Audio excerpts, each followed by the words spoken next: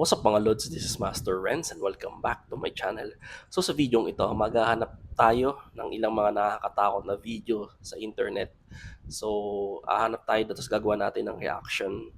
So wag na natin patagalin to. Let's go sa go. Sina Tomo at So Hiro ng panoorin YouTube natin itong channel Sir na Umaga Grips. Talk Film ay bumisita sa isang abandonadong gusali sa Japan na Ito pinaniniwala ata ang yung haunted. multong At mannequin ayon nga nakuha sa ng bagong gumagalaw. may-ari ng gusaling ito, ay marami ng mga kababalaghan na naganap sa lugar na ito. At minsan na rin di umanong nakuhana ng manikin na ito na Pag Japan gumagalaw. sa nakakatakot to. Ito panoorin natin.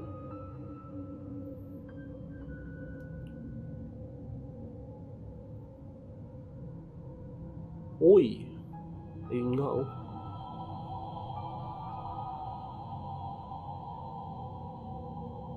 Pwedeng hangin, pero Sa bidyong ito na ibinahagi ng may-ari kina Hiro at Tomo, makikita ang nakapangingilabot na paggalaw ng manikin. Gayong makikita naman sa video na wala namang tao na naroon. So, doon sa unang video na nakakatakot galing kay Sir Crips, nakita natin gumalaw yung mannequin na mag-isa. So, sa observation ko, pwede siyang hangin na paggalaw. Kaya lang kasi kung hangin kasi, pansin ko, pa-forward yung galaw ng mannequin. So, hindi ko alam kung may tali ba, pero hindi ko napansin, pero mukhang walang tali eh. So, I think may chance na legit yung video.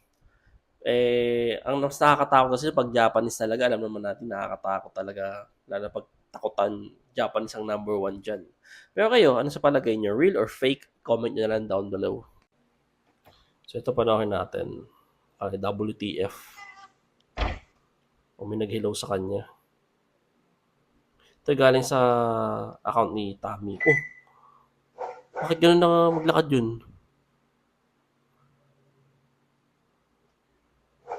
CCTV to Oh, nakakatayo ng tuwid. Tapos paggapang kung maglakad.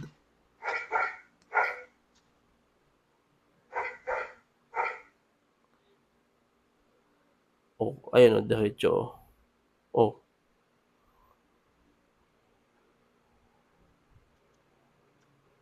Huh?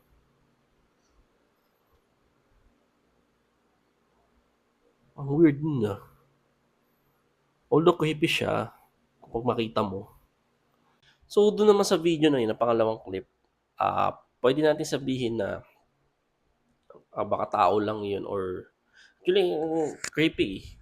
Mukhang lang tingin ko tao din naman, kaya lang creepy pa din kapag nakakita ka ng diba, hindi mo alam, baka nakabatak. So, kumaga, although sa, sa babae naman, feeling ko kinakabahan siya doon sa nakita niya. Bagamat na hindi siya nagpahalata ng takot, yun nga, kung papansin natin sa unang video, naglalakad siya ng nakatayo tuwid, tapos biglang gagapang, tapos tatayo ng tuwid, tapos gagapang. So, para sa akin, hindi ko alam, possible na tao lang talaga yun na, alam niyo na, may something lang talaga. Pero kayo, anong comment niyo doon? Ilagay niyo lang po dyan. So I'm in the Panoorin natin, bathroom Kinooks right Top now. 5. I'm not going to the bathroom if you're wondering. But I'm hearing like shuffling sounds outside the door. And I hear like Nasa bathroom daw siya nagbabawas. Uy. Yari. Ikaw? Bro. Mag-isa ka lang din Bro, what the Mukhang mag-isa lang siya No.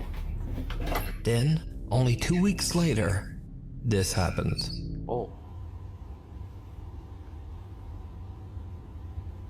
Oo, nag-iisa lang siya I swear to God, I heard Hindi bihon ganyang trabaho. like a woman talking in here.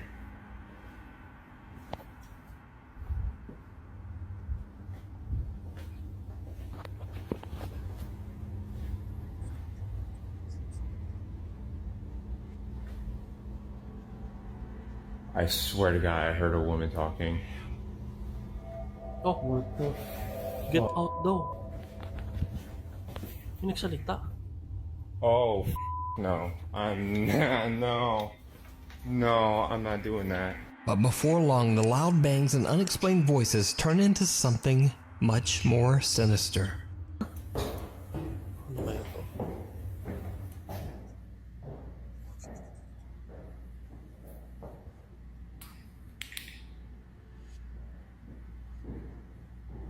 Hello?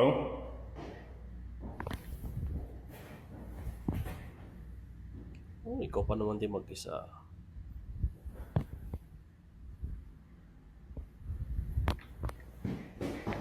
Oh my god. What the Takbo, bilisan mo. Hala. Bro. Bro. Holy No. Okay, Simon pinito. records as something that he can't see seems to charge up the staircase right at him. But did you see it? Hindi, ano yun? Simon's concerned TikTok viewers point out something that he missed in his original video. Something downright chilling. Watch again. Watch again daw. Oh my god. What the What the Bro. Ano yun? It looks as if a face can be seen watching him through the window of a door on the 8th Hey! floor. The security guard Natatakot says yun, oh. that there was no one around and he didn't see anyone at the window at the time. He only noticed it after TikTok viewers pointed it out. Doon naman sa video na yun, hindi biro yung trabaho ng isang security guard. Security guard pala. Lalo na pag mga graveyard or night shift. Tapos solo pa siya doon, nag-iisa. So, syempre, responsibilidad niya yung building kapag on duty siya. Syempre, kaya nga security guard eh. Ngayon, doon sa senaryo nga yun, may mga kalabog, may pang nahinig na boses na get out. Tapos ang pinakamatindi doon, nung sa pag-ronda niya, na videohan niya kasi siguro, ano ba tawag dito? Mabigat pala ang pakiramdam niya doon sa area na yun, sa may hagdan. Kaya naisipan niya siguro mag-camera. So, tingin ko lang sa opinion ko lang. Kaya niya naisipan yun. Tapos nagkataon na yun nga, may mga naririnig na tumatakbo papunta sa kanya. Kasi pwede sabihin ng iba na baka siya lang din gumagawa. Imposible kasi kung siya lang gumagawa ng ingay ng footsteps, dapat sa camera pa lang nung mahalata yung gagalaw yung camera na hawak-hawak niya kung siya mismo gumagawa nun. Ngayon, sabi ko nga kanina, nung pagkakadinig ko, papunta sa kanya yung footsteps, mukhang hinahabol siya. So, ibig sabihin, wala nung siyang kasama sa area na yun, siya lang mag-isa. Tapos nagulat ako doon sa may muka na nakasilip sa kanya doon sa pintuan.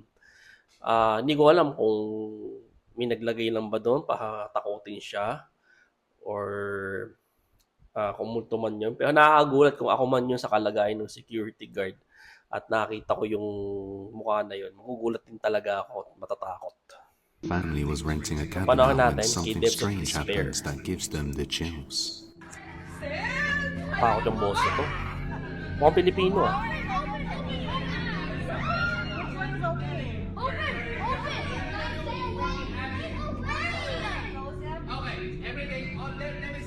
Parang ano.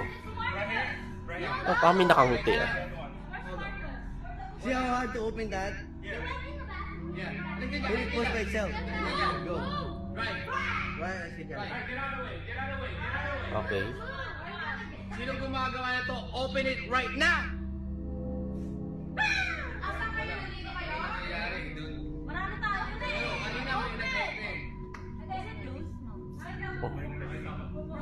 Ba't bumalik pa siya dun? Wala kang ilaw dyan. Oh. Wala.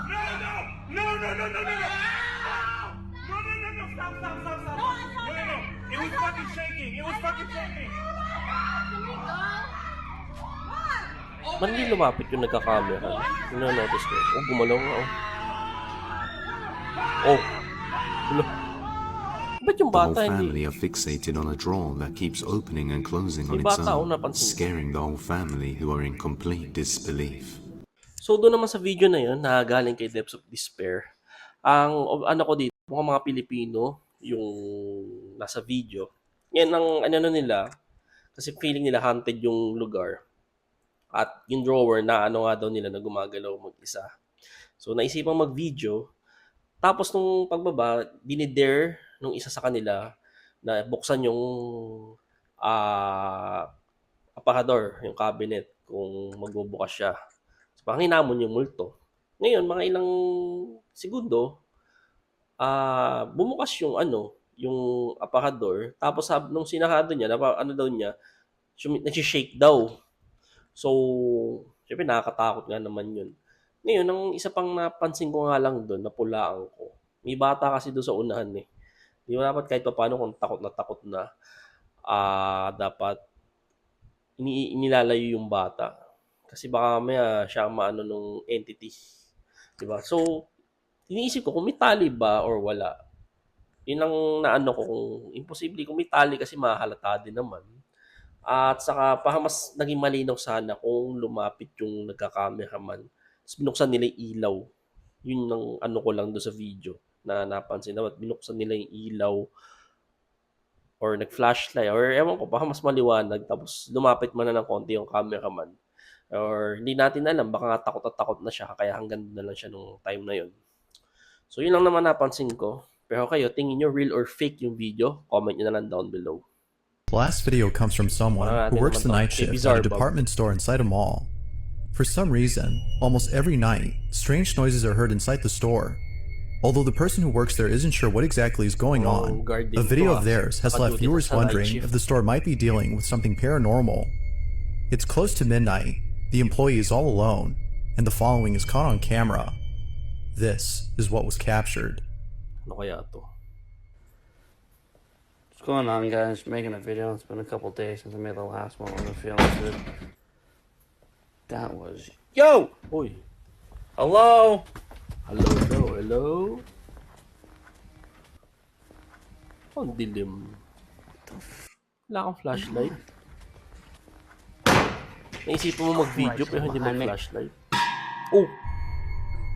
Ano yun? Out of nowhere, May bata. a small silhouette of what appears to be a child stands right behind the employee. Now, because the video ends abruptly, it's hard to be sure if what was caught is actual paranormal evidence. Whether paranormal or not, there's no doubting that the sudden appearance of the small figure is creepy alone. Oh, nakakatakot As na, always, what are your thoughts on this? Paranormal or not? So, dun sa part naman yun, na video galing kay Bizarre Bob, ang base sa story ay may nagvi-video dun. Ang tingin ko guardia ata yun na naka-duty din sa night shift. Same dun sa previous video nung kay Nook's Top 5. Ngayon dun naman sa nasa mall siya. So, napapansin na daw siya na may mga nahihinig daw siyang kalabog or ingay. So, naisipan daw niya mag-video. So, doon sa part na yun, sa paglingon niya, or bago pala yun, may nakinig siyang kalabog, din paglingon niya, may nakuha ng silhouette ng bata. Hanggang sa natapos yung video. So, ang hirap din kasi i-judge kung ano nga ba yun, kung totoo man yun or fake. Pero para sa akin, kung halimbawang andun ako, tas totoo yun, kung legit yung multo, kahit ako mapapatakbo kasi isipin mo, or magugulat na lang, kasi isipin mo nasa paglingon mo, may ganun ka makikita, di ba? Magugulat, nakatakot, napaka-creepy. So, papanohin natin kay Franco TV. Towards the statues. Ano, Way out there. Tao ba yun? Kaya lang gabing-gabi na, nasa sementeryo. Yung Franco din nasa sementeryo. Oh shit. Kaya content niya to eh. Sprinklers just turned off. Mag-explore, mag-solo explore sa sementeryo. Let's see if I can walk. Nakaano siya, night vision or may isa pang tawag eh. Definitely not gonna go walking up to Eh, them because I don't know if they're originally, armed or madilim anything. I'm talaga not sa trying to area cause yan. conflict. But there's some random person just walking towards the tomb. I'm gonna turn on my flashlight. I don't even see them. Yo, kahit ako kakabad kapag may nakita akong ganun. So, ayun o. Ayun nga o. Look, May tao nga. No? freaking light. There we go. Baka mamaya may Way out kasama there. pala yan. Tapos alam na nandyan siya. No? Delikado.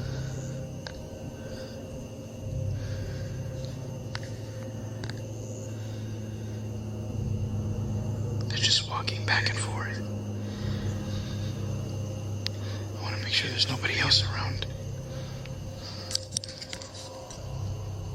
So, ayun o. Oh, shit. Papunta sa That kanya. looks like a fucking run. Hala. That. Bilisan mo. Nahabol siya. Oh, that looks like fucking running towards you. Hala. Bilisan mo. Nahabol siya.